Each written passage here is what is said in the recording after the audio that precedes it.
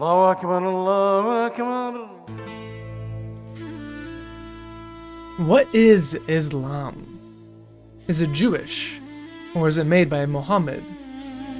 What are the origins? What's the background of the Quran? Was it written by a man in the Hijaz in Arabia? Or was it written by Jews in Babylon? What is the Sunnah? Is it the stories of a real man?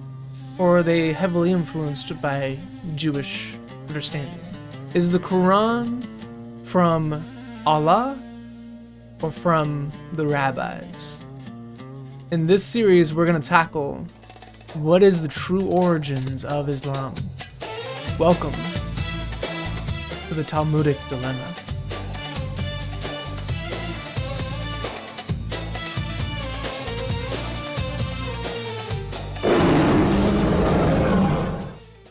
The death of Islam is upon us. So in this video, we're going to be going through Joseph and how hot he was, and how obviously so much of the Quran is stolen from the rabbis. In the next several videos, we're going to be going through the prophets and a lot of these stories of the Quran and how they compare to the Bible and how they compare to the Talmud, Midrash, and so on.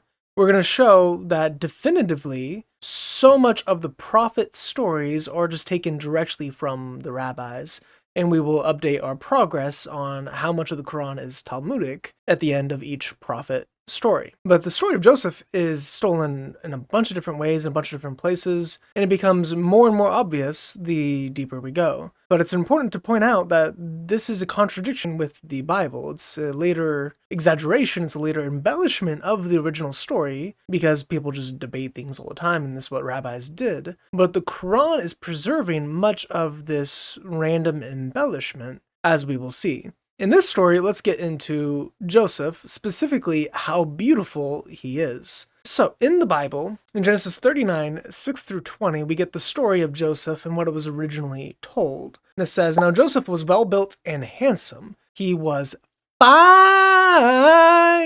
Why are you gay? The only other person that is described this way in the Hebrew is Rebecca, who was also fine. So these are very attractive people, but that is the extent of their attractiveness inside of the Bible. They are very, very, very good looking. They are so good looking that you'd be captivated. This is what the Hebrew actually means. You'd be captivated by looking at them. So he's well built and handsome. He is a hunk of man meat. And after a while, his master's wife took notice of Joseph and said, "Come to bed with me." It's after a while. So he's not so outrageously beautiful that she has to get it. It's like, oh yeah, he's attractive. Yeah. Then she stews on it and she lets that, infiltrate her mind. But continuing on. But he refused. "With me in charge," he told her, "my master does not concern himself with anything in the house. Everything he owns he has entrusted to my care. No one is greater in this house than I am. My master has withheld nothing from me except you, because you are his wife. How then could I do such a wicked thing and sin against God?" Then though she spoke to Joseph day after day, he refused to go to bed with her or even be with her. One day he went into the house to attend to his duties, and none of the household servants was inside. She caught him by his cloak and said, "Come to bed with me." But he left his cloak in her hand and ran out of the house. When she saw that he had left his cloak in her hand and ran out of the house, she called her house servants. "Look," she said to them, "the Hebrew has been brought to us to make sport of us. He came in here to sleep with me, but I screamed. And when he heard me scream for help, left his cloak beside me and ran out of the house." She kept his cloak beside her until his master came home, and then she told him the story. "A Hebrew slave that you brought us came to make sport of me, but as soon as I screamed for help, he left his cloak beside me and ran out of the house." When his master heard the story, his wife told him, he's saying, "This is how your slave treated me." He burned with anger. Joseph's master took him and put him in prison, the place where the king's prisoners were confined. Now, if you notice, the clothing was not torn. He slipped out of it in order to get out. It's kind of how the naked boy ran around in the New Testament. We also have that this is a private encounter, a private judgment, and it's just Potiphar and his wife interacting here. There's no judge, there's no court scene, there's nothing of that, there's no public witnesses. It's just him being thrown in prison because he just threw his slave in prison. There's no need for a court system or anything else to be involved here, because Joseph was a slave. He was not a citizen. He didn't have rights. He was a slave. So the biblical narrative makes sense. But as we look through what the Quran says, we see some pretty stark differences. And when he reached his prime, this is Surah 12, Yusuf, 22 through 24. Really, we're going to read all of to like 32, but let's just read the first bit for now. And when he reached his prime, we gave him wisdom and knowledge, and in this way we reward the good. And she, in whose house he was, asked him to do an evil act. She bolted the doors and said, "Come." He said, "I seek refuge in Allah. Indeed, he is my Lord who has treated me honorably. Indeed, wrongdoers never prosper. She indeed desired him, and he would have desired her if it had not been that he saw the argument of his Lord. It was this way, so that we may ward off evil from him, and lewdness, indeed, he was of our chosen slaves." Now, in the Bereshit Rabbah, so in the Midrash Rabbah, there's a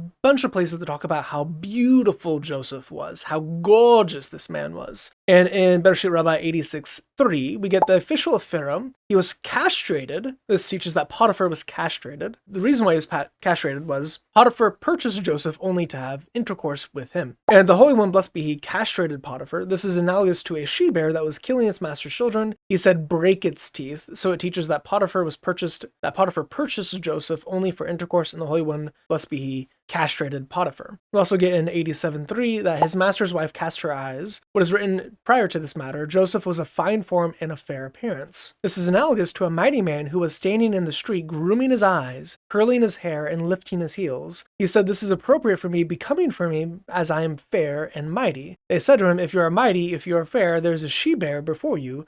Arise and attack it. Go have intercourse with Potiphar's wife." But you get this notion of, he's a pretty boy. He's like curling his hair and making them poofy and getting that, what is the cat shadow, whatever the thing that hookers do. So you have the shadow, and then you have him curling his hair and lifting his heels and looking all beautiful. And this is pretty common in the Jewish sources, that Joseph was not just beautiful, but he was augmenting his beauty to be even more attractive. And the Quran seems to take this idea just wholesale, that Joseph was exceptionally beautiful. And we get in Bereshit Rabbah 89:18 that when you find Joseph emerged to rule over Egypt, the daughters of kings would peer through the slits and would cast upon him bracelets, pendants, nose rings, and rings, so he would lift his eyes to look at them. Nevertheless, he did not look at them. The Holy One, blessed be he, said, "You did not lift your eyes and look at them. As you live, you will cause your daughters to have a foothold in the Torah." Joseph was faithful, even though he was beautiful. All the women looking through the windows, trying to get a glimpse of him, trying to throw their garments down so that he might look at them, be like, "Oh, that woman is attractive. She has this jewelry. She is an attractive woman." He's not even looking at them. He don't give the women no time of day. No, my man is on lock. He is focused in. He is not going to lust in any way. So he's being faithful to God. Well, in some of the Talmud, we have Sodom, and specifically Sodom 36b, 11 through 14, we get that Joseph had a encounter where he was actually going to have intercourse with Potiphar's wife. So Rabbi Hanan says this teaches that both Joseph and Potiphar's wife stayed in the house as they intended to perform a matter of sin. So both of them agreed to have intercourse. With regard to the phrase, "when he went into the house to do his work," Rav and Shmuel engage in a dispute with regarding to its meaning. One says it means that he went into the house to do his work, literally, to do his job. And one says he entered the house in order to fulfill his sexual needs with her. The verse continues, "And there was none of the men of the house there within." The Gemara asks, is it possible at such a large house, an important house like that house of the wicked man, there was no one in there? The school of Rabbi Ishmael taught that that day was their festival day, and they all went out of their house of idol worship. And she told them that she was sick and could not go, so and as she said to herself, "I have no day on which Joseph will attend to me like this day." The verse states, "And she caught him by his garment, saying, 'Lie with me.' At that moment his father's image came and appeared to him in the window.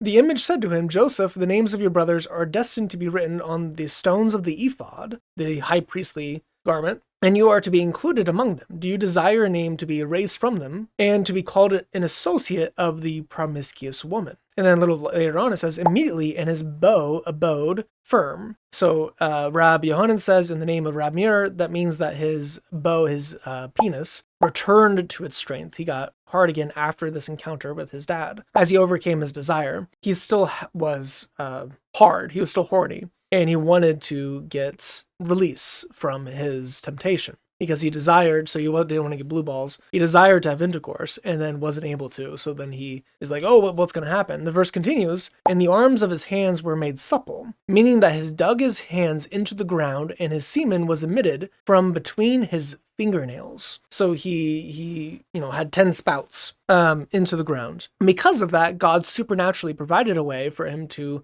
abide his lust. So in the Quran, as we noticed earlier, that she desired him, and he would have desired her if it had not been for the sign of their Lord. What is the sign of Allah? Well, it's interesting. Whenever we look at Ibn Kathir and Jalalain on Surah 12:24, we get, as for the evidence that Yusuf saw at that moment, there are conflicting opinions as to what it was. Ibn Jarir at-Tabari said, the correct opinion is that we should say that he saw an ayah from among Allah's ayats that repelled the thought that crossed his mind. This evidence might have been the image of Jacob, or the image of an angel, or a divine statement that forbade him from doing that evil sin, etc. There are no clear proofs to support any of these statements in specific, so it should be left vague as Allah has left it. So he attributes that the image, the proof, the argument from Allah was the image of either Jacob, his father, or an angel, or something else. Exactly what Surah 36b said happened. And in Jalalain on the same section, we have Ibn Abbas said, Jacob was made to appear before him, and he struck Joseph's breast, whereupon his sexual desire withdrew from his body through his fingernails. The response to Laula, had it not been, has been omitted,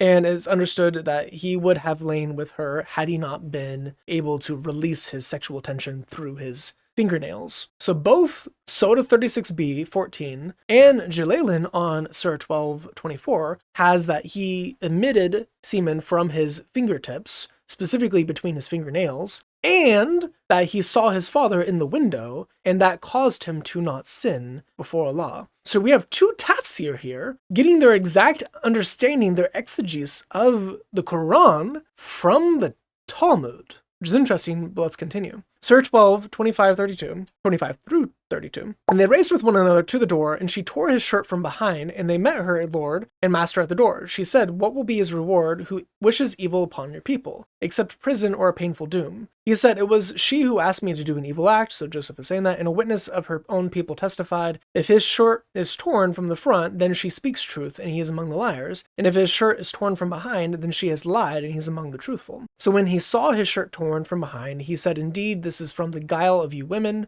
Indeed, your guile is very great. O Joseph, turn away from this, and you ask forgiveness for your sin. Indeed, you are among the sinful. So there is this test being given by one of the people, one of the Egyptians, that if the shirt was torn from the front or the back, he's either innocent or guilty. It was torn from the back, therefore he was safe because he was running away, is the idea. So she is denounced. He's actually expunged. He's clean. He's not actually thrown in prison. So Potiphar didn't agree, didn't believe his wife, and Joseph was let go. And continuing, and the woman in the city said, the ruler's wife is asking an evil deed of her slave boy. Indeed, he has smitten her to the heart with love, but we see that she's clearly mistaken. So these women are, making fun of Potiphar's wife. And when she heard about their sly talk, this is Potiphar's wife, she sent to them and prepared a cushioned couch for them and gave every one of them a knife and said, come out to them. And when they saw him, Joseph, they praised him and cut their hands, exclaiming, Allah is blameless. This is not a human being. This is nothing other than some gracious angel. She said, this is he because of whom you blamed me. I asked an evil act of him, but he abstained. But if he does not do my bidding, he indeed will be imprisoned and indeed will be among those who are brought low. So this is interesting. First off, the pagan Egyptians are,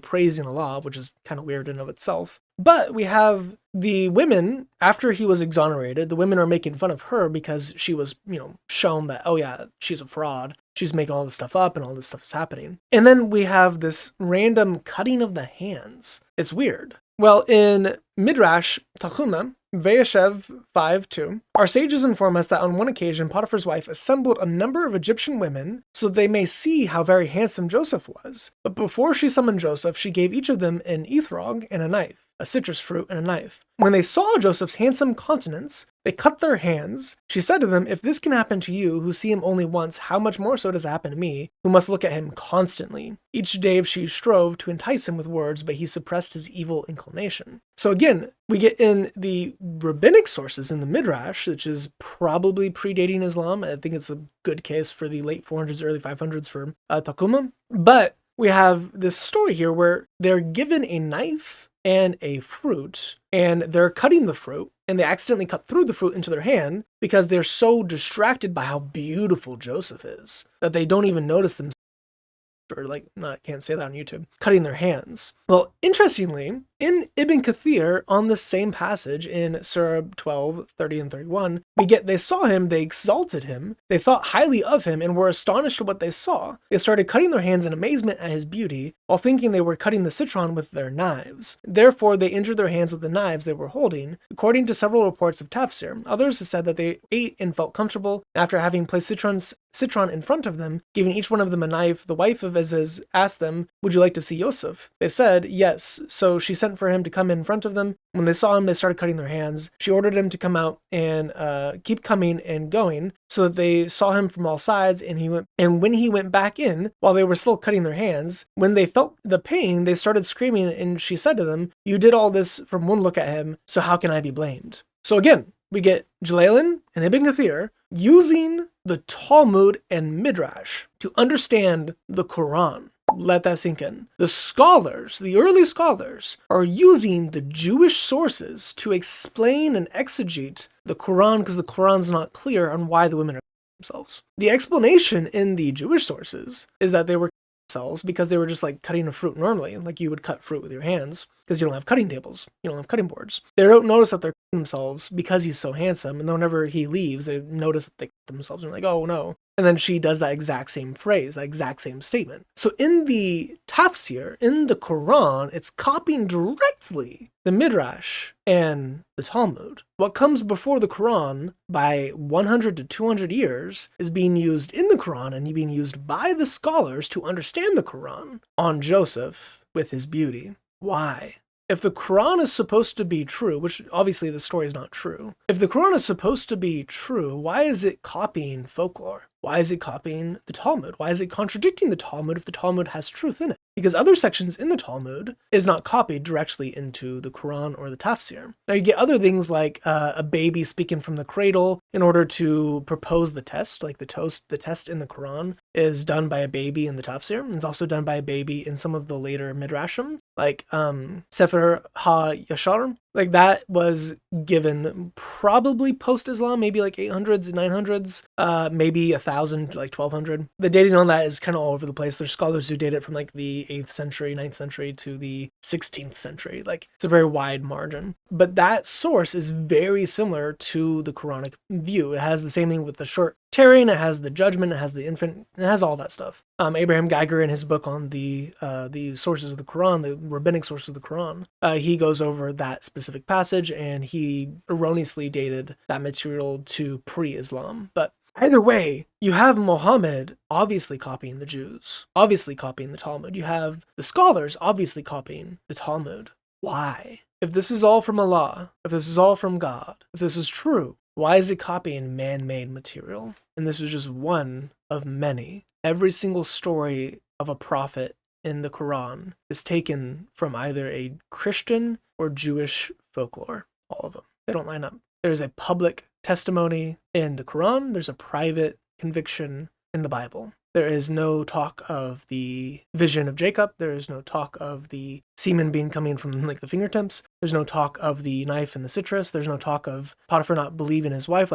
So much of that is obviously man-made. It's obviously a development, and yet the Quran is using it. So this is part of the Islamic dilemma portion of the Talmudic dilemma of the Quran affirms the Bible, yet it contradicts it. It seems to affirm the Talmud, but yet it contradicts it. So whether the Quran's use of Torah is the Torah or the Talmud, either way, it contradicts both. Come to Christ. Our book is true. It's from God. It's not folklore. It's not man-made. There's a better way. May the grace of the Lord Jesus Christ, the love of God, and the fellowship of the Holy Spirit be with you always. Goodbye.